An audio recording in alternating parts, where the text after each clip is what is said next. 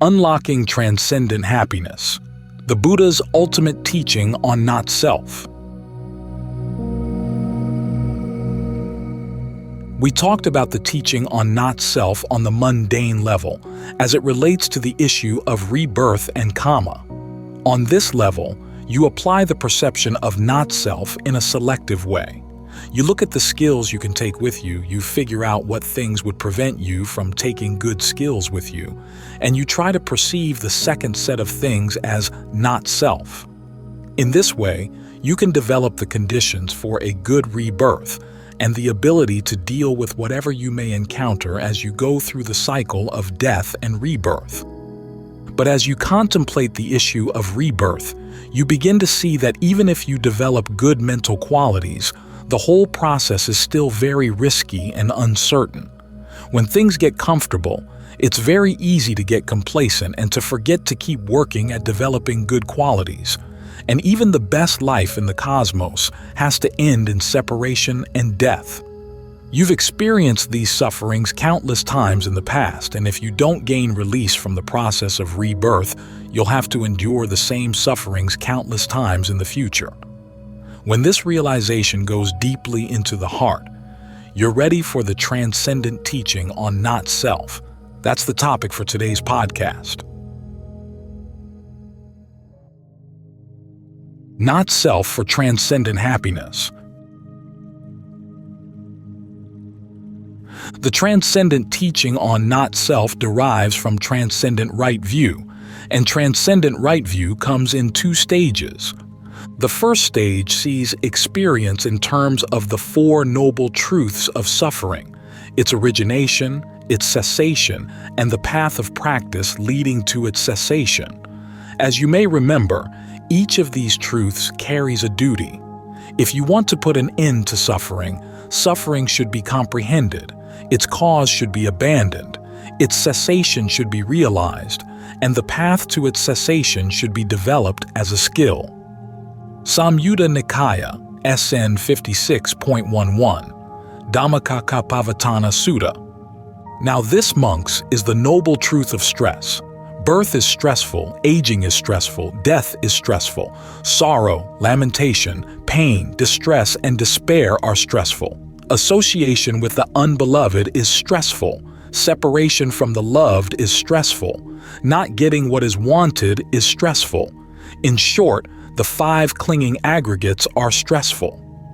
And this, monks, is the noble truth of the origination of stress, the craving that makes for further becoming, accompanied by passion and delight, relishing now here and now there. That is, craving for sensuality, craving for becoming, craving for non-becoming. And this, monks, is the noble truth of the cessation of stress, the remainderless fading and cessation, renunciation, relinquishing, release, and letting go of that very craving. And this, monks, is the noble truth of the way of practice leading to the cessation of stress, precisely this noble eightfold path: right view, right resolve, right speech, right action, right livelihood, right effort, right mindfulness, right concentration. This noble truth of stress is to be comprehended. This noble truth of the origination of stress is to be abandoned. This noble truth of the cessation of stress is to be realized. This noble truth of the way of practice leading to the cessation of stress is to be developed. The purpose of the transcendent teaching on not-self is to help you perform each of these duties. In the first noble truth, the Buddha identifies suffering with the 5 clinging aggregates. Notice that the aggregates themselves are not suffering. The mind suffers because it clings to them. As I've already mentioned, clinging is also similar to the process of feeding. We keep doing something again and again. That's the clinging, as a means of finding happiness. That's the feeding. A good example of this is an experiment some neurobiologists once did with mice. They located the pleasure center in each mouse's brain and planted a little electrode in there. When the mice pushed their heads against a little bar, the bar would give a mild electric stimulation to the pleasure center. They got so addicted to pressing their heads against the bar, doing it again and again and again, that they forgot to eat and they died. They were feeding on a pleasure that was very immediate and intense, but provided no nourishment. That's why they died. The same principle applies to the human mind. We usually feed on the aggregates in a way that provides no real nourishment, and so our goodness dies. On the transcendent level of right view, the Buddha has us use the perception of not-self as a means for comprehending this clinging and feeding to the point where we feel no more passion for it. Samyutta Nikaya SN 22, Parinya Sutta, Comprehension. But his approach is a little indirect. As we've already seen, instead of telling you simply to stop feeding on the aggregates, he has you turn them into a path, the health food that gives strength to the mind to the point where it no longer needs to feed. The primary example of this is the practice of right concentration. As we've already said, right concentration is composed of the 5 aggregates, and the feelings of ease, rapture, and refreshment that come from right concentration are health food for the mind. You learn through this practice that you can find a sense of happiness that comes from within, and you no longer need to go looking for nourishment outside. To develop this sort of concentration, you have to apply the perception of not-self in a selective way. You hold on to your concentration and apply the perception of not-self to any distracting thoughts that would pull you away from the object of your concentration. As you gain skill and maturity in applying this perception in this way, it can enable you to let go of many attachments to other, lesser forms of happiness that you now realize you no longer need, in particular, the pleasures of sensuality. When you realize you no longer need them, you find that there was nothing really there.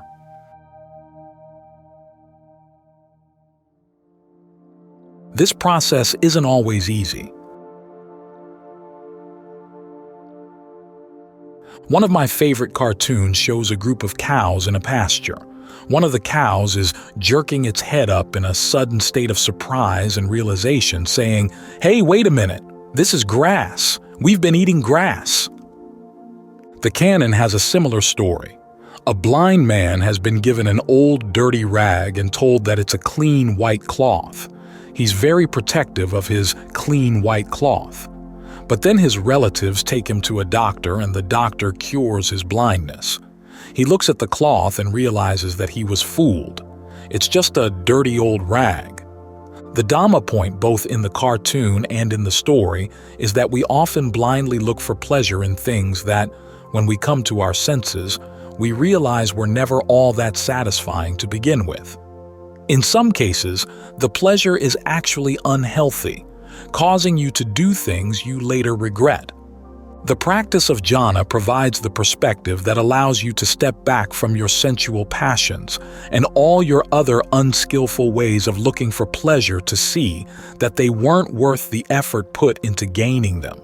This forces you to step back from the unskillful committee members that push for those ways of looking for pleasure, and to ask whether you want to continue associating and identifying with them or not. This process isn't always easy. You tend to identify with those unskillful committee members because you associate them with pleasure. But the practice of jhana helps make this process of disidentification possible.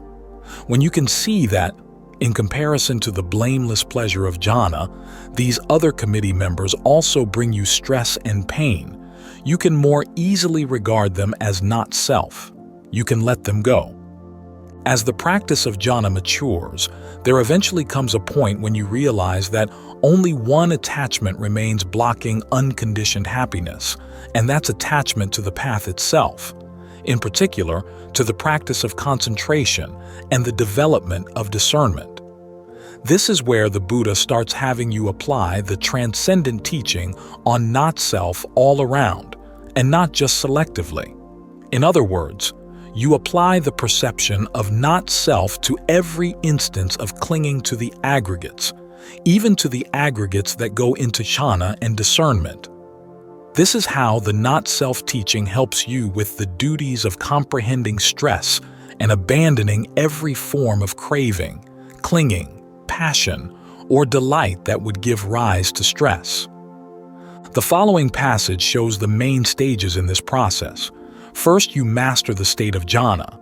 Then you try to develop perceptions that give rise to a sense of dispassion for the jhana. Once you've developed that sense of dispassion, you develop the perception in which you see all around dispassion and cessation as desirable. Then you learn how to drop even that perception and stay right there. That, the Buddha says, is where full awakening can occur. Suppose that an archer or archer's apprentice were to practice on a straw man or mound of clay, so that after a while he would become able to shoot long distances, to fire accurate shots in rapid succession, and to pierce great masses. In the same way, there is the case where a monk enters and remains in the first jhana, rapture and pleasure born of seclusion, accompanied by directed thought and evaluation. He regards whatever phenomena there that are connected with form, feeling, perception, fabrications, and consciousness as inconstant, stressful, a disease, a cancer, an arrow, painful, an affliction, alien, a disintegration, an emptiness, not self. He turns his mind away from those phenomena and, having done so, inclines his mind to the property of deathlessness. This is peace, this is exquisite, the resolution of all fabrications, the relinquishment of all acquisitions, the ending of craving, dispassion, cessation, unbinding. Staying right there, he reaches the ending of the fermentations, or, if not, then, through this very Dhamma passion, this Dhamma delight, and from the total wasting away of the first 5 fetters, self-identity views, grasping at habits and practices, uncertainty, sensual passion, and irritation.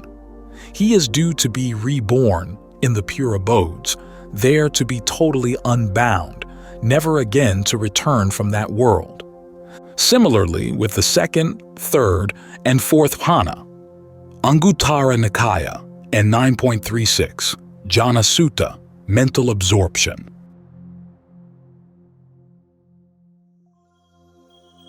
The second stage. A couple of points in this passage need to be explained. First, when the Buddha talks about the ending of fermentation, he's talking about awakening. The fermentations are the defilements that come bubbling up in the mind. Second, with regard to the second stage where the Buddha says to perceive the aggregates in the jhana as inconstant, stressful, etc. There are other passages in the canon that expand on this point. In these passages, the Buddha recommends that you apply 3 questions derived from the original question that he said was the basis of discernment. What, when I do it, will lead to my long-term welfare and happiness? At this point in the practice, he recommends looking more closely at the idea of long-term happiness.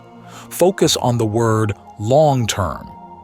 You know that jhana is a long-term happiness, but now you realize that long-term is no longer good enough. It's inconstant. The Pali term here, anicca, is sometimes translated as impermanent, but that's not what it really means. Its opposite, nicca, describes something that's done constantly and reliably. You can depend on it. But if something is anicca, it's unreliable. It wavers.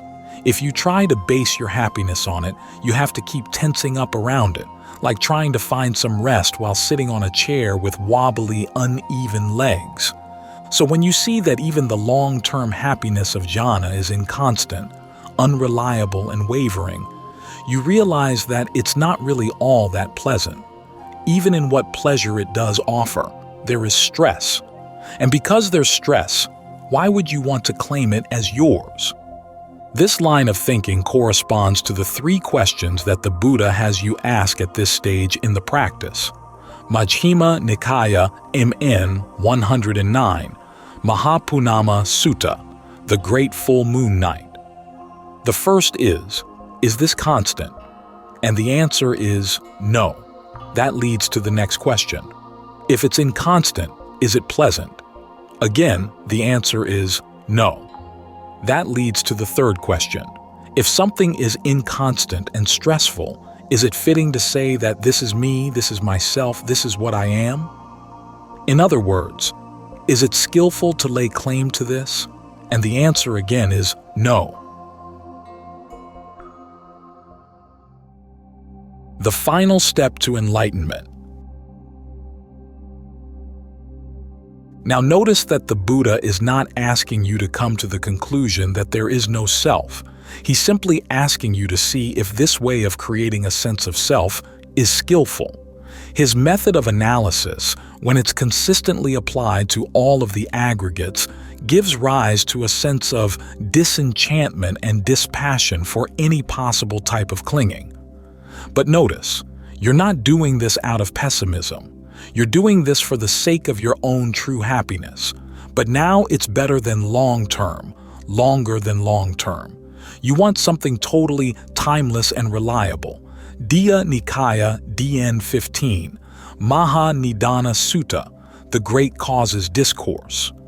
As that passage just now indicated, sometimes this series of questions leads to full awakening, but sometimes it doesn't. It leads instead to the state of non-return. Now, the level of awakening at non-return is not bad. A group of people once came to see my teacher, Ajahn Fuang. They had been studying Buddhist philosophy and had heard that he was a good teacher, but they didn't know what he taught. So they came and asked him to teach them. He said, "Okay, close your eyes and focus on your breath." And they said, "No, no, no, we can't do that." He asked, "Why?" And they said, "If we focus on the breath, we'll get stuck on jhana and then we'll be reborn as Brahmas." And Ajahn Fuang responded, "What's wrong with being reborn as a Brahma? Even non-returners are born as Brahmas. And being reborn as a Brahma is better than being reborn as a dog." In other words, if you haven't attained jhana, it's hard to let go of sensual passions. And people stuck on sensual passions, even if they've studied Buddhist philosophy, can easily be reborn as dogs. So the dangers of jhana and non-return are much slighter than the dangers of not reaching those attainments. Still, if possible, the Buddha does encourage you to try to go beyond the level of non-return and gain full awakening.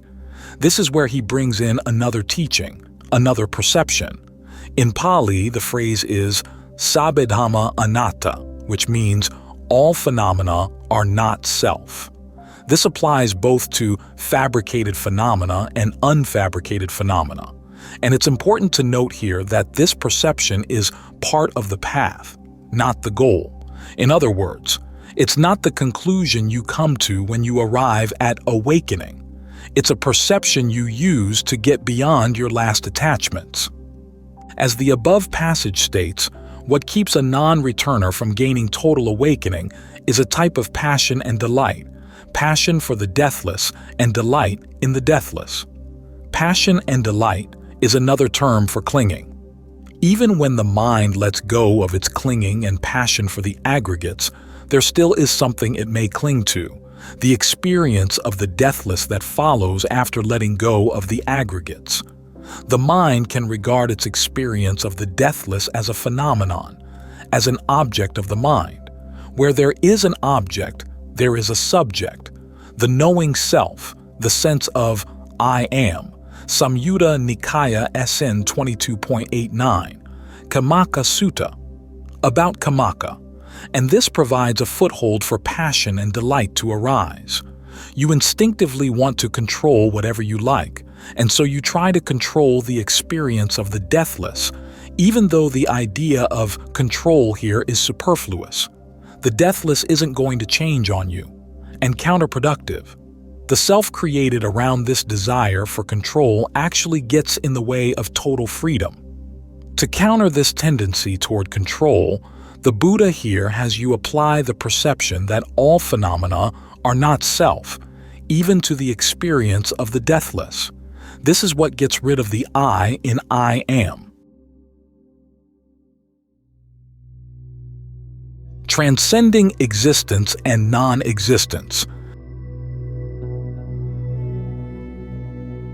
There's another passage relevant to this point where the Buddha says that when you see all phenomena arising and passing away, and this includes everything, including the path, and you're clinging to the deathless, when you watch everything arising all the time, the idea of non-existence doesn't occur to the mind.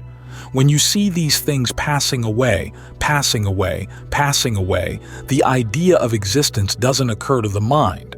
At that point, the ideas of existence and non-existence are irrelevant to your experience. All you see is stress arising, stress passing away.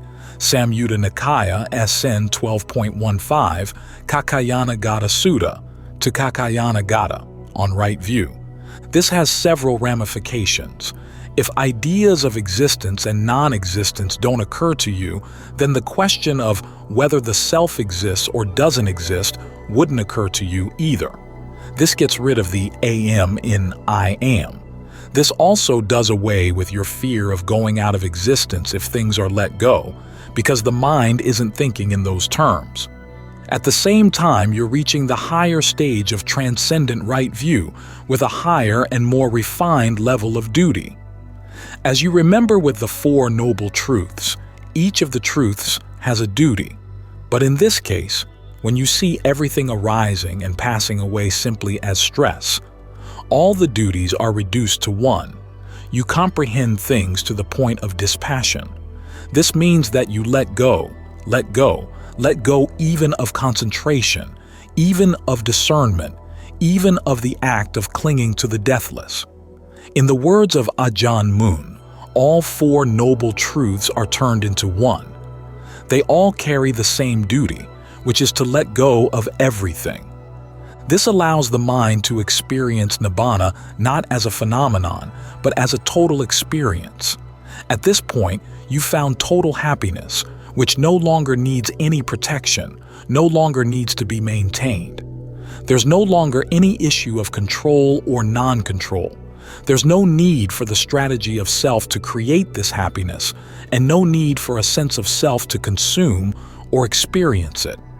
Where you don't draw a line to define self, there's no line to define not self.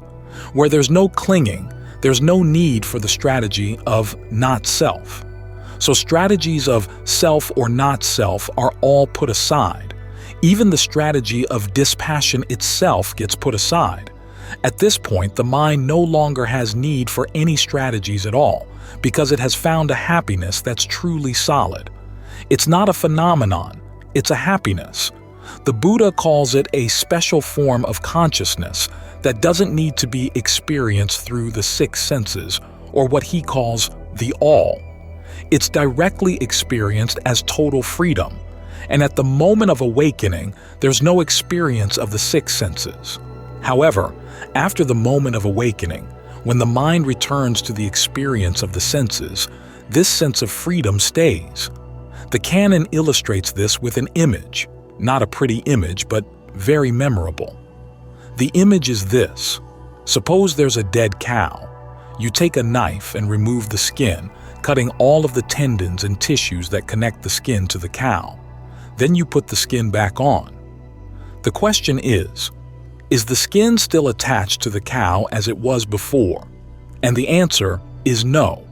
Even though it's right next to the cow, it's no longer attached. In the same way, the practice of discernment is like a knife. It cuts through all of the attachments between the senses and their objects. Once the attachments are gone, then even if you put the knife away, you cannot connect things in the way they were before. The eye still sees forms, the ear hears sounds, but there's a sense that these things are no longer joined.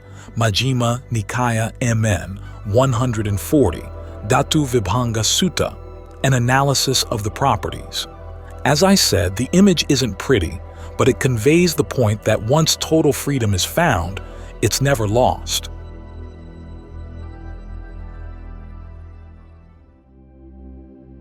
One final point. As we said in one of the earlier talks, you are limited by what you are obsessed with. You define yourself by your obsessions and attachments, and that sort of definition places limitations on you. When there are no longer any attachments or obsessions, you are no longer defined. And because you are no longer defined, you can't be described as existing, not existing, neither or both. In other words, ideas of the existence of the self and the non-existence of the self no longer apply. As for perceptions of self and not self, those are like the knife that has been used to cut things through but now has been put aside.